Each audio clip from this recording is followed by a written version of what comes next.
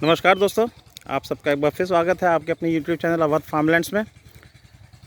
ये देखिए, ये हमारी मेंथा की प्लांटिंग हो चुकी है।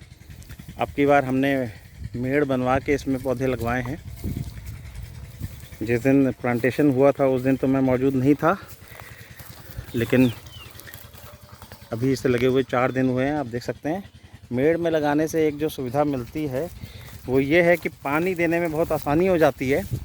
और जो पानी आपका एक खेत में 4 से 5 घंटा चलता है, मेड़ बनवाने से वो आपका 2 से 3 घंटे में पानी पूरा पड़ जाता है। और दूसरी जो खासियत है कि जब आप इस खेत में खाद डाल के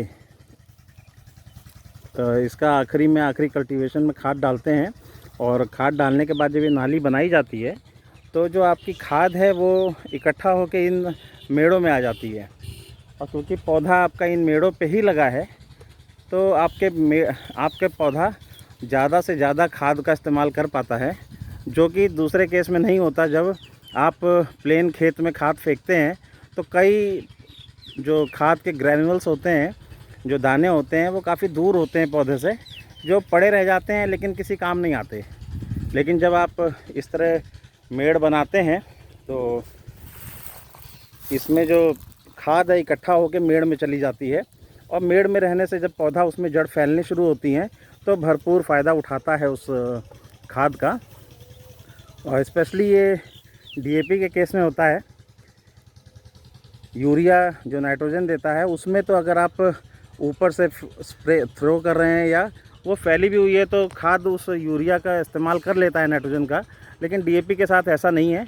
डीएपी जहाँ है वहाँ पे अगर जड़ है तो फ़ायदा होता है। तो इस तरह मेड़ बनाने से जब डीएपी इकट्ठा होकर इस मेड़ पे आ जाती है तो पोटाश और फास्फोरस का अच्छा इस्तेमाल कर पाते हैं पौधे। इसलिए मेड़ पे मेंथा की फसल करना लाभकारक होता है। तो इसी के साथ रखता हूँ दोस्तों। और जब धीरे धीरे जब ये पौधे ग्रो होंगे, बढ़ने शुरू हो जाएंगे, तो उसके बाद मैं आपको आगे दिखाऊंगा। अभी आगे हमारे दूसरे खेत में जहाँ पे जौ बोई हुई है, जब जौ कट जाएगी अब से 10-15 दिन बाद, तो हम वहाँ भी प्लांट करेंगे इसे। ओके दोस्तों, जय हिंद।